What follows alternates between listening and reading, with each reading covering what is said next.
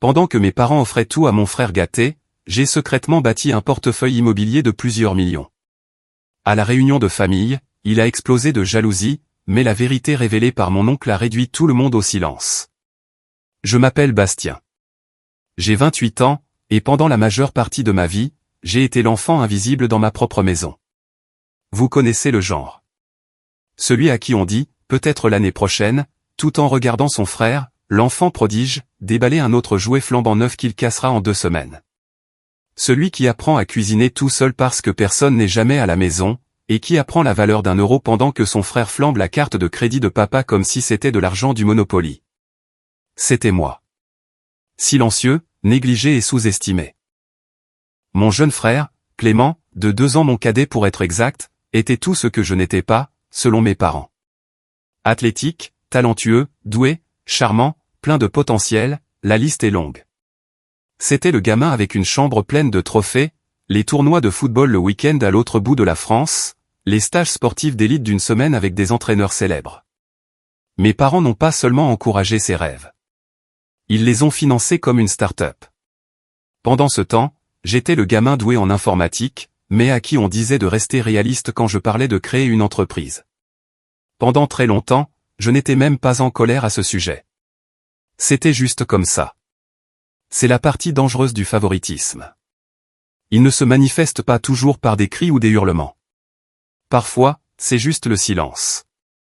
Parfois, c'est un haussement d'épaule quand vous mentionnez vos passions. On en reparlera plus tard qui n'arrive jamais ou un fier de toi marmonner sans conviction tout en faisant défiler son téléphone. Mais voici le rebondissement. Je ne suis pas devenu amer. Je me suis occupé. J'ai commencé petit.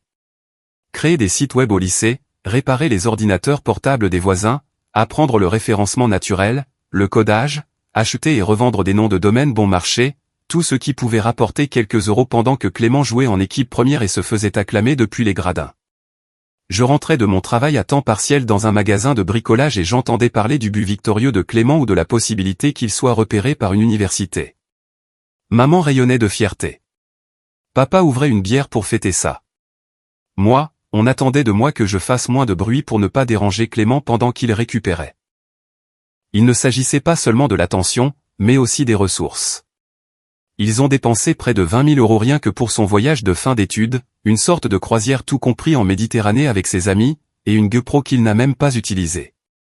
Il est revenu avec des traces de bronzage et des photos floues. J'ai eu une carte cadeau de la Fnac de 50 € et une carte de vœux impersonnelle avec mon nom griffonné à l'intérieur. Je me souviens encore des mots exacts de ma mère. Eh bien, Bastien, tu es si indépendant. On s'est dit que tu préférerais faire quelque chose par toi-même. Ouais, quelque chose comme ne pas exister. L'université ? Entièrement payée pour lui. Résidence universitaire, livres, allocation pour la voiture. Moi, j'ai dû choisir entre contracter des prêts étudiants ou ne pas aller à l'université du tout. J'ai choisi la deuxième option. Non par fierté, mais parce que je savais déjà qu'il ne se porterait pas garant, et je n'allais pas commencer ma vie noyée sous les dettes juste pour prouver quelque chose. J'ai profité de ce temps pour apprendre tout ce que je pouvais sur le marketing digital, l'immobilier et les aspects d'Internet que les gens ignorent, sauf si ça leur rapporte de l'argent. Quelques années plus tard, je gérais les comptes de réseaux sociaux pour des agents immobiliers, puis de petites agences, et enfin de véritables cabinets de courtage. J'ai compris assez tôt que les agents étaient les visages, mais que le véritable argent se trouvait dans les propriétés. Alors, j'ai commencé à économiser. Chaque euro, pas de voiture de luxe, pas de plat à emporter, pas de vacances. J'ai loué le même appartement miteux et conduit une vieille Clio rouillée jusqu'à ce que les vitres ne descendent plus. J'avais 24 ans quand j'ai acheté mon premier duplex. 26 ans quand j'en possédais 4 autres. Maintenant, à 28 ans, j'ai constitué un joli petit portefeuille, de plusieurs millions si l'on veut être technique. En silence, bien sûr. Sans me vanter, sans publication Instagram, juste des progrès froids et concrets. Personne dans ma famille ne le savait. Je ne leur ai rien dit. Je n'en voyais pas l'intérêt. Que allaient-ils dire ? Qu'ils étaient fiers maintenant ? Mais cela m'amène à la réunion de famille. Oh là là, la réunion. Avez-vous déjà eu l'impression que l'univers préparait le terrain pour quelque chose ? Comme s'il tirait le rideau, plaçant les gens exactement là où ils devaient être, attendant juste le moment où les lumières s'allumeraient? C'est ce que j'ai ressenti en entrant dans la maison au bord du lac de mon oncle ce jour-là. Imaginez la scène. Un samedi ensoleillé. La famille qui s'agite avec des assiettes de barbecue et des gobelets en plastique remplis de sangria. La petite amie de Clément qui enroule une mèche de cheveux dans un coin pendant que les gens le félicitent d'avoir presque décroché un poste dans une chaîne de sport locale. Ma mère n'arrêtait pas de se vanter de ses compétences en réseautage tout en lui donnant pratiquement des œufs mimosa à la béquée comme à un bambin. Je me tenais près de la terrasse arrière, hochant la tête, souriant, sirotant un soda dilué. Personne ne m'a demandé ce que j'avais fait de ma vie. Pas une seule fois, même pas en passant. C'est alors que ma cousine Chloé, que son cœur curieux soit béni, s'est approchée et a dit quelque chose qui a déclenché l'effet domino. « Et Bastien, tu n'étais pas dans un podcast ou quelque chose comme ça ?» Mon ami m'a transféré un extrait. Quelque chose sur l'optimisation de sa résidence principale et les revenus locatifs. Clément, qui exhibait sa nouvelle montre à un cousin au 2e degré qui n'en avait rien à faire, a tourné la tête. Ma mère, elle a ri. Harry. Bastien dans un podcast. Ce doit être une erreur. Il fait toujours ses petits business en ligne. J'allais laisser tomber. Vraiment. Mais Chloé n'a pas lâché l'affaire. Elle a sorti son téléphone, a cliqué sur ses stories Instagram, et boum, me voilà. Une republication de sa chaîne immobilière avec un demi-million d'abonnés. Mon nom dans la légende, mon visage sur la miniature, en train de parler de location à long terme et des tendances du marché. Les sourcils de Clément se sont haussés. Attends, c'est vraiment toi. Tout le monde a commencé à se tourner, les regards changeant, les conversations s'interrompant. Mon père a plissé les yeux comme si je venais de sortir d'un chapeau de magicien. Ouais, dis-je nonchalamment. J'investis dans l'immobilier depuis quelques années. Ça marche plutôt bien. Clément a ricané. L'immobilier? Genre, rénover et revendre des maisons. Qu'est-ce que tu y connais? J'ai haussé les épaules. Assez pour posséder cette propriété, je suppose. Et juste comme ça, le silence. On aurait pu entendre les fourchettes en plastique tomber sur les assiettes en carton. Mais ça, ce n'était que le début. Le moment où l'air s'épaissit et où l'on sait que quelque chose va arriver. J'ai vu la mâchoire de Clément se crisper, le sourire de ma mère vaciller, les yeux de mon oncle s'aiguiser, et quelque part au fond de mon esprit, je pouvais le sentir. Cette lente combustion de toutes ces années qui remontait à la surface. Ce jour-là ne s'est pas terminé en silence. Il s'est terminé par une véritable explosion qui a balayé tous les mensonges que nous nous étions racontés en tant que famille. Et tout a commencé avec 5 mots sortis de la bouche de Clément qui allaient tout faire voler en éclats. Tu n'as rien mérité de tout ça. Avez-vous déjà entendu quelqu'un dire quelque chose de si ridicule, de si complètement à l'opposé de la réalité que votre cerveau se fige?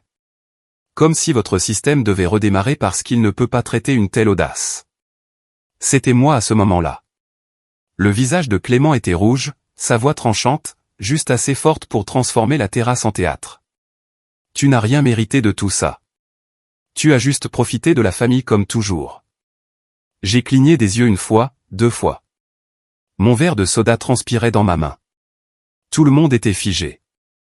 Maman a laissé échapper ce petit rire gêné. Le genre qui sonne comme un ballon qui se dégonfle. Clément, allons. Mais il n'avait pas fini. Oh non. Il avait des années de sentiments de droit accumulés. Et je suppose que mon succès a déclenché une sorte d'avalanche émotionnelle.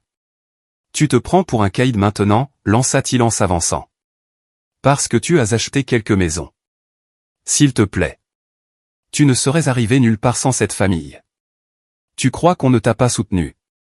Me soutenir? J'ai éclaté de rire, et c'est sorti plus amèrement que je ne le voulais. J'ai regardé autour de moi sur la terrasse tous ces visages familiers. Mes parents, mes tantes et oncles, les cousins avec qui j'ai grandi. Personne n'a dit un mot. La plupart d'entre eux ont détourné le regard. Certains ont fait semblant de siroter leur boisson comme s'ils n'avaient rien entendu. Je me suis retourné vers Clément. Me soutenir? Tu veux dire comme quand tu as eu une croisière de fin d'études à 20 000 € et que j'ai eu une carte cadeau de 50 €? Ou quand papa et maman ont entièrement payé ton université et m'ont dit de me débrouiller? Le visage de papa s'est crispé. Ce n'est pas juste. Tu as dit que tu ne voulais pas aller à l'université. Parce que je ne pouvais pas me le permettre, dis-je, plus fort maintenant. Vous avez dit que j'étais trop indépendant pour recevoir de l'aide, mais Clément avait besoin d'un nouvel ordinateur portable. Fait. Sa voiture est tombée en panne. Vous lui en avez acheté une nouvelle. J'ai marché pour aller au travail pendant 6 mois dans la neige et vous ne m'avez même pas demandé si j'avais besoin qu'on me dépose. Clément a de nouveau ricané. Tu aurais pu demander.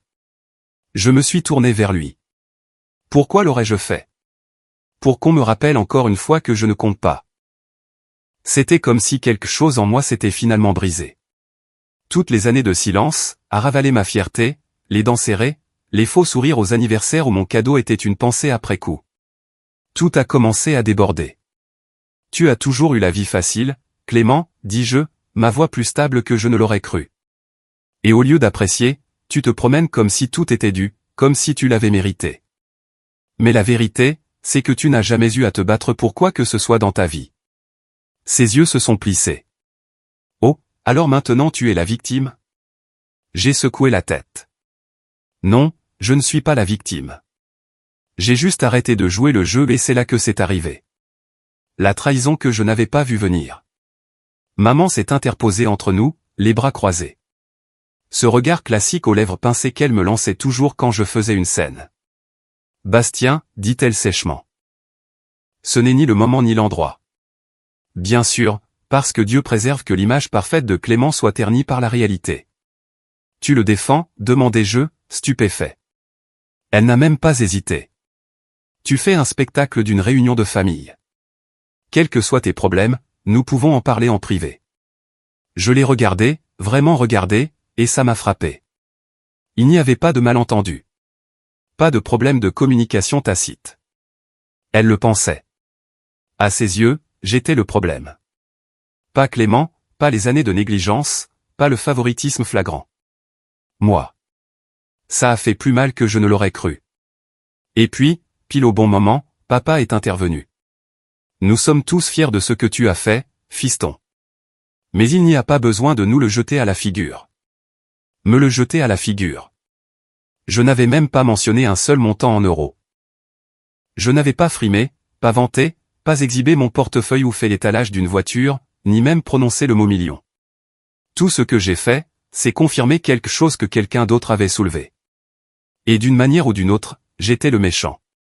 Clément, pendant ce temps, se tenait là, suffisant comme jamais, les bras croisés, se prélassant dans la lueur d'être défendu. C'est là que j'ai réalisé que ce n'était pas un événement isolé.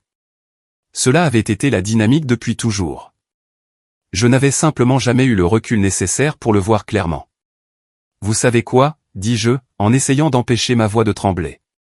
Vous avez raison. Ce n'est pas l'endroit. Parce que je réalise maintenant que je n'ai pas de place ici. Mon oncle Michel, le frère aîné de papa, s'est agité mal à l'aise. Il avait toujours été le plus distant, l'observateur, ne prenant jamais vraiment parti pour quoi que ce soit. Mais j'ai vu quelque chose vaciller sur son visage. De l'inquiétude, peut-être, de la reconnaissance. Pourtant, personne n'a rien dit. Je me suis éloigné du groupe et me suis dirigé vers le bord du lac, agrippant la balustrade et fixant l'eau. Mon cœur battait à tout rompre, non pas de colère, mais de quelque chose de plus profond. De la déception, du chagrin. Ce petit garçon en moi, espérant toujours que ses parents diraient un jour « Nous sommes désolés de t'avoir négligé. Nous sommes fiers de ce que tu as accompli. » Ce garçon est mort ce jour-là. Je suis resté près de l'eau un moment, essayant de me calmer, prétendant que la brise pouvait emporter ce que je venais de ressentir. Et puis j'ai entendu des pas derrière moi. Clément, bien sûr. Ne t'en va pas maintenant, dit-il. Tu voulais de l'attention, n'est-ce pas? Tu l'as eu. Je ne l'ai même pas regardé. Je ne voulais pas d'attention. Je voulais du respect.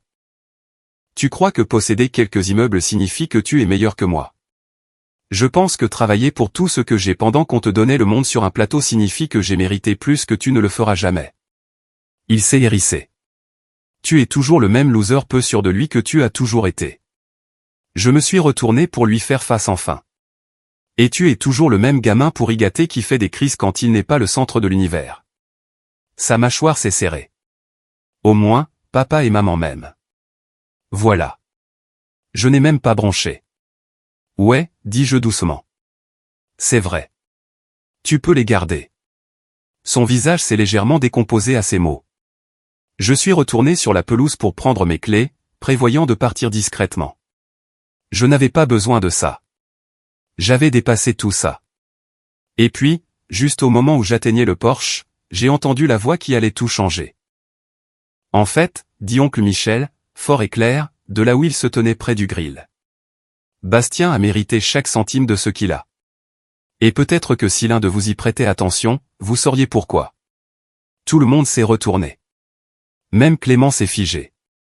Oncle Michel s'est avancé, s'essuyant les mains sur une serviette, son expression indéchiffrable. Vous traitez tout ce garçon comme s'il était juste chanceux, comme s'il était tombé sur de l'argent. Mais je l'ai vu trimer depuis qu'il a 16 ans. Il nettoyait mes gouttières et réparait mon ordinateur portable cassé pour presque rien. Tu te souviens de ça, Bastien? J'ai hoché la tête lentement, ne sachant pas où il voulait en venir. Il a construit le premier site web de mon entreprise gratuitement, a passé des week-ends à réparer les systèmes de mon équipe, et n'a jamais demandé un centime. Ce gamin nous a fait économiser des milliers d'euros quand nous ne pouvions pas nous permettre un service informatique digne de ce nom. Et je lui ai offert un travail 2 fois. Les 2 fois, il a dit non parce qu'il voulait construire quelque chose par lui-même. Le silence était suffocant. Michel s'est tourné vers mon père. Et toi, qu'as-tu fait? Tu lui as dit d'arrêter de perdre son temps sur l'ordinateur et de trouver un vrai travail. Papa a ouvert la bouche, mais aucun mot n'est sorti. Michel a continué. Vous l'avez tous méprisé pendant qu'il construisait une entreprise à partir de rien. Et maintenant qu'il a réussi, vous agissez comme si ça lui était tombé du ciel. Clément a marmonné. Ça ne veut pas dire qu'il n'a pas eu d'aide. Michel l'a interrompu. De l'aide de qui? Pas de toi. Pas de tes parents. Pas de personne ici. On t'a ouvert toutes les portes, Clément. Et tu les as franchies comme si c'était un dû. Bastien. Il a construit sa propre porte. L'air était lourd maintenant. Personne ne bougeait. Puis Michel m'a regardé. Vraiment? M'a regardé. Tu ne dois d'explication à personne. Tu as fait ça tout seul et ne laisse jamais personne te l'enlever. Je suis resté là, stupéfait. Clément, cependant, ne pouvait pas le supporter. Sa voix s'est brisée quand il a crié. Il vous manipule tous. Il a toujours été faux. Il essaie juste de me faire passer pour le méchant. Non, dit Michel, calme comme jamais. Tu as fait ça tout seul. Et c'est là que Clément a explosé. Le visage rouge, la poitrine haletante. Il s'est précipité vers moi et m'a pointé un doigt sur la poitrine. Tu te crois meilleur que moi. Tu n'es rien. Tu crois que quelques immeubles font de toi un homme qui a réussi? Tu n'es qu'un coup de chance. Je n'ai pas bronché. Je n'ai pas bougé. Je l'ai juste regardé dans les yeux et n'ai rien dit. Parce que ce que j'ai vu sur son visage n'était pas de la colère. C'était de la peur. Il connaissait la vérité maintenant. J'étais devenu tout ce qu'il prétendait être. Et pour la première fois de sa vie, personne n'allait le sauver des conséquences de cela. Quand je suis parti de cette réunion, je ne me sentais pas triomphant. Loin de là. Je n'étais pas fier. Je ne rayonnais pas des éloges reçus. Je n'ai pas rejoué le discours de l'oncle Michel dans ma tête avec un sourire. En fait, je m'en souvenais à peine. Mes oreilles bourdonnaient encore de la voix de Clément. Le visage de ma mère gravé derrière mes yeux comme une mauvaise photographie. Tu fais un spectacle, comme si j'avais commis un crime en disant la vérité. J'ai conduit pendant des heures cette nuit-là. Je ne savais même pas où j'allais. Juste loin. À un moment donné, je me suis retrouvé sur le parking d'une station-service à 3 villages de là, assis dans ma voiture, fixant une enseigne à moitié éclairée vantant des plats préparés au micro-ondes. Je n'ai pas pleuré.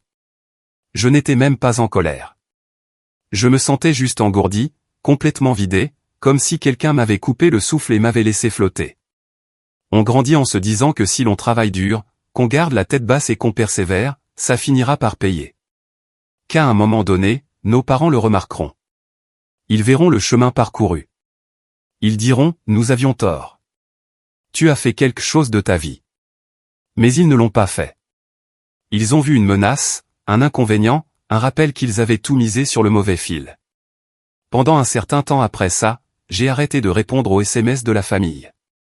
Je ne suis pas allé aux anniversaires, je n'ai pas rappelé les messages vocaux. Ils venaient surtout de parents éloignés de toute façon. Des messages sans conviction comme « ça va » ou « tu t'es un peu emporté là-bas ». Personne ne voulait vraiment entendre toute l'histoire. Ils voulaient juste que j'arrange les choses, que je sois encore une fois le plus mature. J'avais été ce gars-là toute ma vie. Celui qui restait silencieux pour maintenir la paix, qui ravalait l'insulte pour que la journée ne soit pas gâchée. Mais cette version de moi était partie maintenant. Je n'étais pas pressé de prendre sa place non plus. Pendant quelques semaines, je n'ai pas touché à mon entreprise. Ma boîte de réception s'est remplie. Les emails des clients sont restés sans réponse. Les chèques de loyer s'empilaient sur le portail du gestionnaire immobilier, et j'y jetais à peine un coup d'œil. Je ne sortais pas, ne répondais pas aux amis, n'ouvrais pas les rideaux de mon appartement certains jours. Je n'étais pas déprimé, pas exactement. J'étais juste fatigué. Le genre de fatigue que le sommeil ne répare pas, celle qu'on porte dans ses os. Un soir, je faisais défiler mon téléphone en pilote automatique et je suis tombé sur une photo où quelqu'un m'avait identifié. Moi et Clément, il y a des années, à l'un de ces matchs de foot. Je devais avoir 18 ans. Je tenais sa bouteille d'eau, debout sur le côté du terrain pendant qu'il posait avec sa médaille. J'ai l'air d'un spectateur de la vie de ma propre famille. Et ça m'a frappé. J'ai vécu sur la touche pendant des années. En construisant discrètement, oui, mais toujours en espérant que quelqu'un m'invite au centre. Ils ne l'ont jamais fait. Alors peut-être était-il temps que j'arrête d'attendre. Le lendemain matin, je me suis rasé, j'ai pris un vrai petit déjeuner, j'ai ouvert les volets. J'ai sorti mon ordinateur portable de sous une pile de courriers non ouverts et j'ai commencé à traiter le retard. C'était comme actionner un interrupteur que je n'avais pas touché depuis des semaines. J'ai reconstruit mes routines brique par brique. Réunion avec les clients, inspection des propriétés, planification des réparations, vérification des portails des locataires, ajustement des campagnes de référencement. Chaque tâche me sortait un peu plus du brouillard. Puis quelque chose d'inattendu s'est produit. J'ai reçu un email d'un podcast sur l'investissement immobilier auquel j'avais participé 6 mois plus tôt. L'animateur avait eu vent de l'extrait viral que ma cousine Chloé avait posté de la réunion.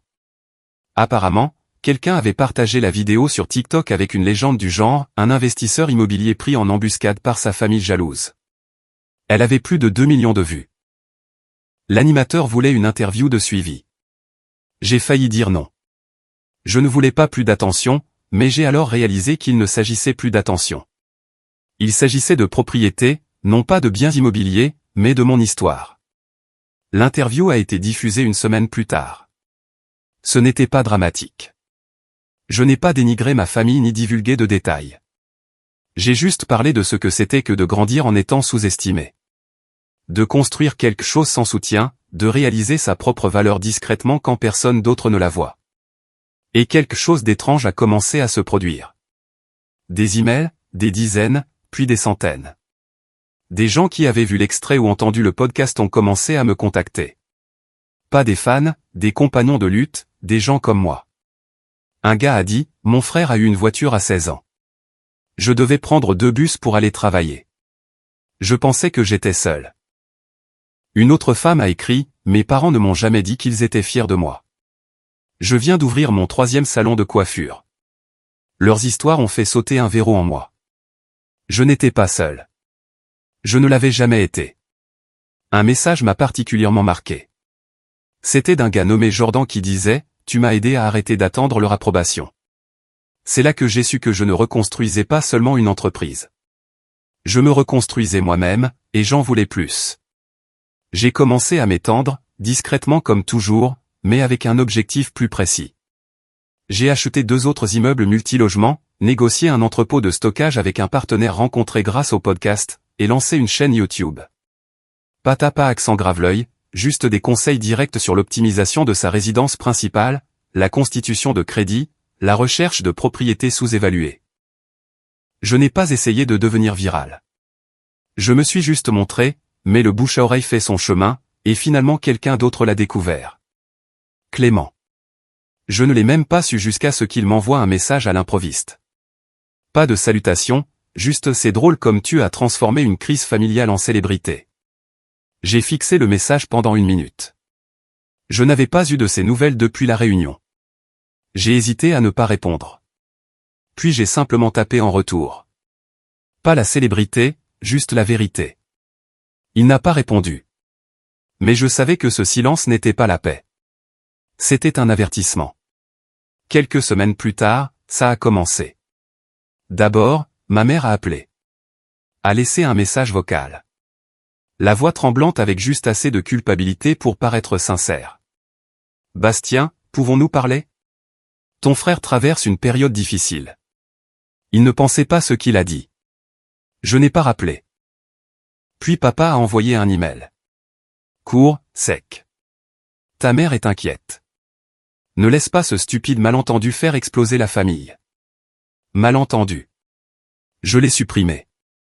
Puis vint le coup de grâce. J'ai reçu un appel d'un investisseur immobilier avec qui j'avais déjà travaillé. Il a dit que quelqu'un l'avait contacté en se faisant passer pour moi, demandant des informations financières, essayant de confirmer des transactions, demandant même des numéros de routage bancaire. Ils l'ont immédiatement signalé, mais le message était clair. Quelqu'un essayait de me saboter. Et il n'y avait que 2 personnes qui en savaient assez pour tenter quelque chose comme ça. L'un d'eux étant mon frère. C'est là que j'ai réalisé que ce n'était pas fini. Il ne s'agissait plus seulement de jalousie. Il s'agissait de contrôle. Clément avait vécu toute sa vie en croyant qu'il était le chef de meute de la famille. Que quoi que je fasse, je serais toujours dans son ombre. Mais maintenant, c'était lui qui était dans la mienne, et il ne pouvait pas le supporter. J'ai commencé à tout renforcer.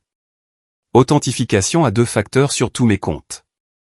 Nouveau mot de passe, gel de mon crédit, j'ai engagé un ami avocat pour m'aider à rédiger des lettres de mise en demeure pour tout ce qui était suspect.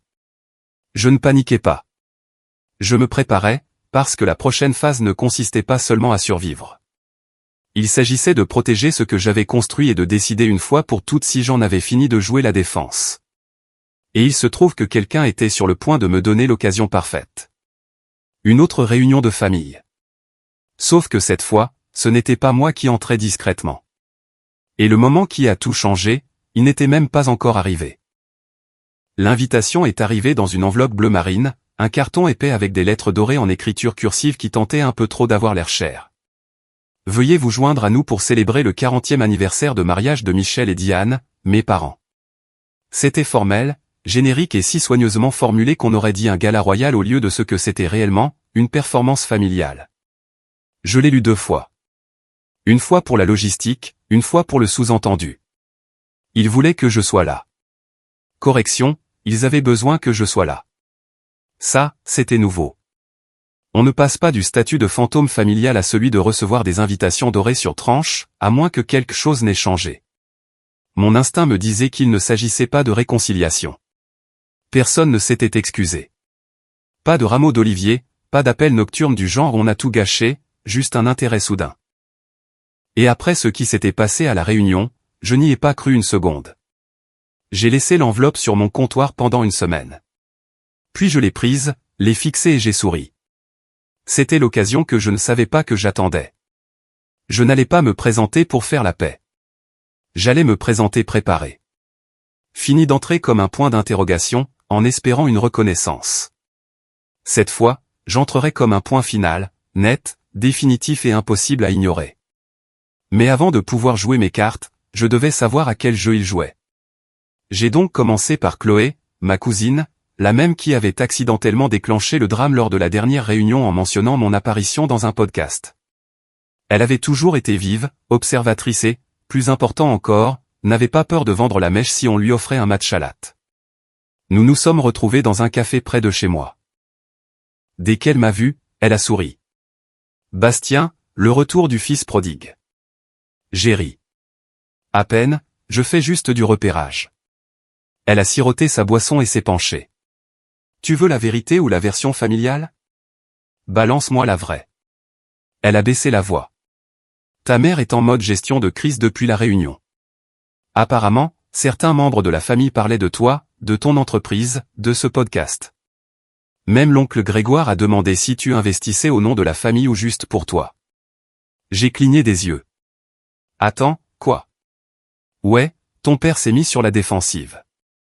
Il a dit que tu faisais ton propre truc, mais c'est trop tard. Les gens savent maintenant.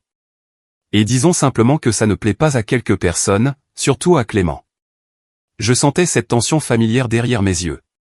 Et maintenant, ils organisent cette fête d'anniversaire, a poursuivi Chloé. Et devine qui aide à l'organiser. Je n'ai même pas eu besoin de deviner. Clément, a-t-elle confirmé. Il en parle comme si c'était l'événement mondain de l'année. Il a invité un journaliste local qu'il a rencontré pendant son stage. Je pense qu'il essaie de pivoter, de se refaire une image ou quelque chose comme ça. Ça collait. Clément était obsédé par son image. Il l'avait toujours été. Même adolescent, il passait plus de temps à se coiffer qu'à étudier. S'il était impliqué dans cette fête, ce n'était pas pour célébrer le mariage de papa et maman. C'était pour se mettre en avant. Et j'avais le pressentiment qu'il ne voulait pas que je sois là pour brouiller son récit. Laisse-moi deviner, dis-je. Ils espèrent que je vais venir jouer le gentil et applaudir poliment pendant que Clément fait un discours sur l'héritage familial. Chloé a souri. Bingo. C'était donc ça, pas une réconciliation, mais de l'image. Il voulait préserver l'histoire familiale intacte. L'illusion que Clément était l'enfant prodige et que j'étais le grand frère calme et solidaire en arrière-plan. Stable, invisible, sans importance. Mais cette version de moi avait disparu depuis longtemps, et j'en avais fini de jouer le jeu. S'ils voulaient un spectacle, je leur en donnerais un. La première étape était le timing. Je n'ai pas répondu à l'invitation. Je n'ai pas envoyé de SMS. Je me suis assuré qu'ils ne sachent pas si je venais. Les laisser mariner. Laisser Clément perdre le sommeil en se demandant si j'allais me pointer et ruiner sa performance soigneusement orchestrée. Deuxième étape, la préparation. J'ai passé les 2 semaines suivantes à peaufiner mon récit. Pas de manière manipulatrice, juste en rassemblant les preuves. J'ai organisé un portfolio visuel de mes propriétés, des photos, des chronologies, des témoignages de locataires avec leur permission, et des chiffres qui racontaient la véritable histoire. Pas pour me vanter, pour prouver une fois pour toutes que ce n'était pas un coup de chance ou un coup de pub sur Internet. J'avais mérité chaque brique. Ensuite, j'ai mis à jour les documents de ma SARL, m'assurant que tout était propre, hermétique et impressionnant. J'avais même fait refinancer quelques propriétés récemment à des taux favorables, juste à temps pour le mentionner si nécessaire. Mais ma pièce maîtresse, une nouvelle acquisition dont je n'avais parlé à personne. Un immeuble commercial, petit mais prometteur, à usage mixte avec 2 locataires commerciaux déjà signés et un 3e en négociation. Il était local, assez proche pour que certains membres de la famille puissent reconnaître l'adresse. Pourquoi était-ce pertinent? Parce qu'il appartenait autrefois à l'un des vieux copains de poker de papa, un type qui m'avait dit un jour en face que l'immobilier est trop risqué pour les geeks de l'informatique comme toi. Je l'ai acheté à prix réduit à son fils épuisé. Poétique. J'avais chaque détail préparé, peaufiné et prêt. Pourtant, je n'allais pas arriver en fanfaronnant. Ce n'était pas mon style. Je n'étais pas là pour me vanter. J'étais là pour me réapproprier le récit.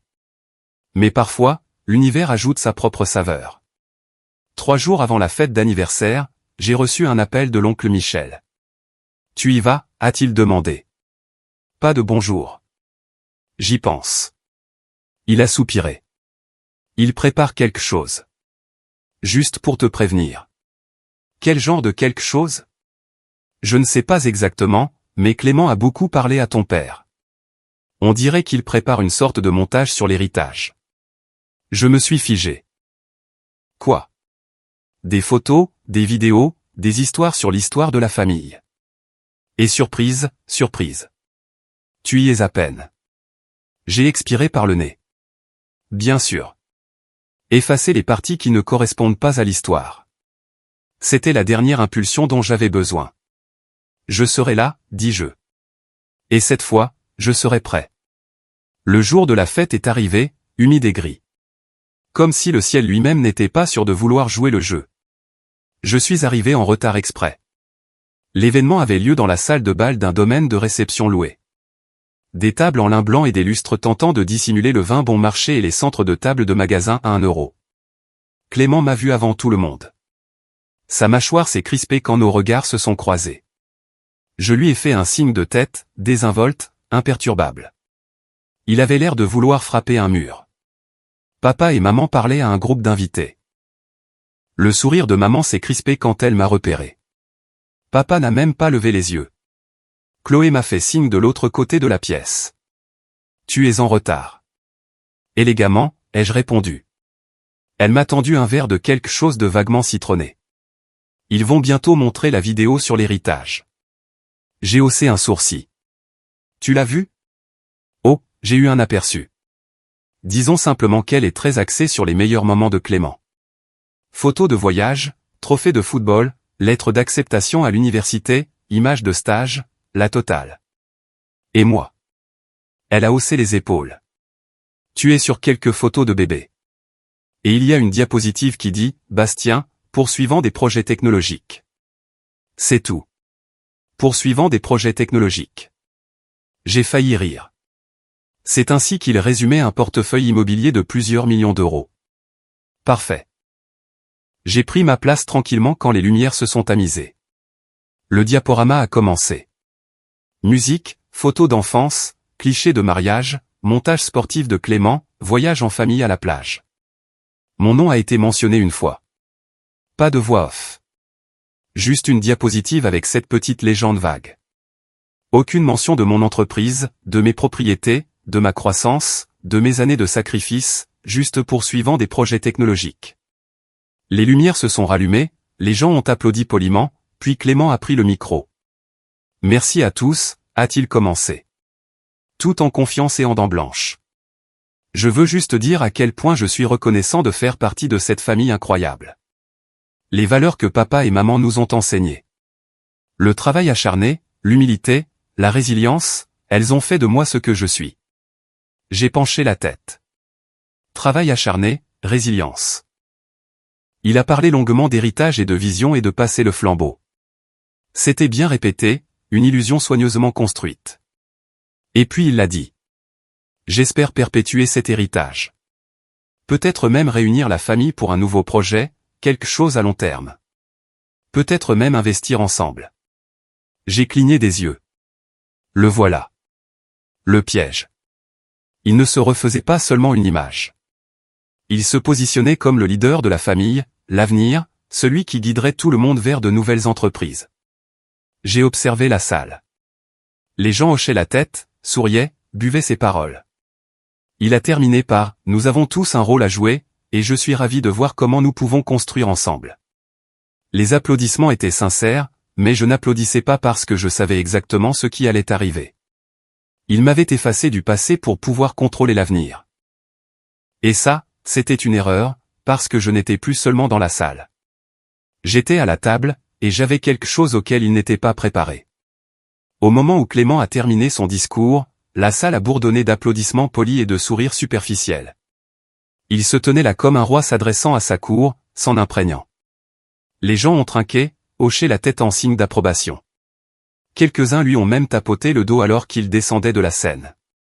J'ai attendu. Je ne me suis pas précipité. Je ne me suis pas levé tout de suite ni n'ai exigé l'attention. J'ai juste laissé le silence s'installer à nouveau. Puis je me suis levé. Quelques têtes se sont tournées. Mon oncle Michel a croisé mon regard et m'a fait un signe de tête subtil. Chloé a haussé un sourcil, intriguée. Clément s'est arrêté au milieu d'une gorgée de son vin, les yeux plissés. Je me suis approché du micro. Bonsoir à tous, dis-je en l'ajustant calmement. Je promets que je ne serai pas long. Ma voix était stable, mon cœur calme. J'avais répété ce moment dans ma tête 1000 fois. Mais maintenant que c'était réel, ce n'était pas de la colère que je ressentais. C'était de la clarté. Je voulais juste dire un rapide merci à papa et maman de m'avoir invité, dis-je en balayant la salle du regard. 40 ans, ce n'est pas rien. Ce genre de longévité mérite d'être reconnu. Et cette fête, j'ai fait un geste autour de moi. C'est impressionnant. Clément a souri avec raideur, comme s'il attendait la chute. Mais pendant que nous parlons d'héritage, ai-je poursuivi. Je voulais éclaircir une petite confusion. Pendant la vidéo, vous avez peut-être vu une diapositive qui disait que je poursuivais des projets technologiques. Ce n'est pas inexact, mais c'est incomplet. Les gens se sont agités. L'énergie a changé. Alors, je me suis dit que j'allais combler les vides. Certains d'entre vous me connaissent, d'autres non. Je m'appelle Bastien. J'ai 28 ans. Je ne suis jamais allé à l'université. Je n'ai jamais eu de diplôme. Je n'ai pas été repéré pour le sport ni félicité lors des dîners de famille. Je n'ai pas eu de voyage de fin d'études, de voiture, ou d'aide pour les frais de scolarité. J'étais l'indépendant. J'ai jeté un coup d'œil vers mes parents. Ma mère ne voulait pas croiser mon regard. Mon père fixait son verre d'un air absent. Mais j'ai effectivement poursuivi des projets technologiques. J'ai commencé à créer des sites web à 16 ans. J'ai appris le référencement par moi-même. J'ai travaillé de nuit pour économiser. À 24 ans, j'ai acheté ma première propriété locative. Depuis, j'ai acquis 11 autres biens, des duplex, des triplex, quelques petites unités commerciales. J'ai aussi récemment finalisé l'achat d'un immeuble à usage mixte en centre-ville qui appartenait à un ami de papa. Cela a provoqué une réaction. La tête de mon père s'est relevée d'un coup. Ses lèvres se sont légèrement entr'ouvertes. Il savait exactement de qui je parlais. J'ai continué. Tout cela a été construit sans l'argent de la famille, sans soutien. Pendant que Clément participait à des stages de football d'élite, je travaillais les week-ends à réparer des ordinateurs portables. Pendant qu'il se voyait offrir une meilleure voiture, je me rendais à des entretiens d'embauche à vélo. Clément était maintenant debout, les bras croisés. Son sourire avait disparu. Je ne dis pas cela pour me vanter, ai-je poursuivi. Mais pour corriger l'histoire, parce que les histoires comptent. Elles façonnent la façon dont nous nous voyons les uns les autres. Et depuis trop longtemps, l'histoire de cette famille est incomplète. J'ai fait une pause, laissant cela en suspens. Je suis resté silencieux à ce sujet. Je pensais que peut-être ça n'avait pas d'importance. Que si je travaillais assez dur, la vérité parlerait d'elle-même. Mais ce soir, quand j'ai vu tout un diaporama qui m'effaçait de l'histoire de ma propre famille, eh bien, je me suis dit qu'il était temps de parler. Puis j'ai sorti mon téléphone. Et puisque Clément a mentionné d'investir ensemble, dis-je en tapotant l'écran, j'ai pensé qu'il serait utile de partager quelques chiffres. Je me suis tourné vers le grand écran où le diaporama avait été projeté plus tôt. J'avais anticipé la configuration audiovisuelle. J'avais envoyé mes fichiers à l'organisateur de l'événement plus tôt dans la journée sous le nom de photo d'anniversaire, ajout de dernière minute. D'une simple pression, l'écran s'est allumé. Diapositive 1, une photo de moi devant mon premier duplex, clé en main, un sourire petit mais réel. Diapositive 2, une chronologie de mes acquisitions immobilières. Diapositive 3, un graphique des revenus passifs, revenus mensuels, flux de trésorerie, appréciation du marché. Diapositive 4, l'immeuble commercial avant et après rénovation. Diapositive 5, une petite note discrète, valeur nette, 4,3 millions d'euros. Des halètements, des chuchotements, puis le silence. Et enfin, la dernière diapositive, une citation. Parfois, le mouton noir est juste celui qui en a eu marre de faire semblant. Je me suis reculé du micro. Pas un mot de plus. Je n'avais rien d'autre à dire. J'ai quitté la scène et me suis rassis à ma table, complètement calme. Pas suffisant, pas vindicatif, juste fini. Clément, il avait l'air de quelqu'un à qui on avait retiré le sol sous les pieds. Sa bouche s'est ouverte, puis s'est refermée. Il a balayé la pièce du regard, espérant que quelqu'un en rirait, détournerait l'attention, le sauverait. Personne ne l'a fait. Tante Michel s'est penchée vers son mari et a chuchoté quelque chose. Oncle Grégoire avait l'air impressionné. Même quelques-uns des plus jeunes cousins ont sorti leur téléphone, cherchant probablement mon nom sur Google. Le charme était rompu. Je n'étais plus invisible. Et Clément, il n'était plus intouchable. Les retombées ont commencé rapidement. Plus tard dans la soirée, alors que la fête se terminait et que les gens partaient, j'ai surpris des bribes de conversation chuchotées. Savais-tu que Bastien avait tout ça en cours? Je pensais que c'était Clément qui avait réussi. Non, j'ai entendu dire que Bastien était passé dans des podcasts. Il y a eu un extrait qui a fait le buzz le mois dernier. Tu imagines travailler si dur et être effacé du diaporama? Ma mère a essayé de me parler alors que je me préparais à partir. Bastien, pourquoi ne nous as-tu jamais parlé de tout ça? Je l'ai regardé dans les yeux pour la première fois depuis longtemps. Auriez-vous écouté? Elle a ouvert la bouche, l'a refermée et n'a rien dit. Papa ne m'a pas adressé la parole du tout. Clément, cependant, n'avait pas fini d'essayer. Il m'a suivi jusqu'au parking. Très mature, Bastien, a-t-il sifflé. Mettre ta propre famille dans l'embarras comme ça. J'ai haussé un sourcil. Tu veux dire, rétablir la vérité? Tu as détourné toute la soirée, tu l'as ramené à toi. Non, dis-je en déverrouillant ma voiture. Tu l'as ramené à toi. J'ai juste refusé de jouer le jeu, il s'est avancé. Tu crois que ça te rend meilleur que moi? J'ai fait une pause, puis me suis tourné complètement vers lui. Non, dis-je. Je pense que ça me rend libre. Ça l'a fait taire. J'ai roulé jusqu'à la maison les fenêtres baissées, l'air nocturne frais et pur. Pour la première fois depuis des années, je n'avais pas l'impression de porter un fardeau. Je n'attendais l'approbation de personne. Je n'aspirais pas à une invitation à appartenir. J'appartenais à moi-même maintenant. Et voilà ce qu'il y a de drôle avec la vengeance. Elle n'a pas besoin d'être bruyante. Elle n'a pas besoin d'être cruelle. Parfois, la meilleure vengeance est simplement de vivre une vie qu'ils ne peuvent ni déformer, ni nier, ni expliquer. Une vie où la vérité parle plus fort que leurs histoires ne le pourrait jamais. Et je me suis assuré, à partir de cette nuit-là, que personne ne m'effacerait plus jamais de l'histoire. Il m'avait rayé de l'héritage. Alors j'ai construit le mien.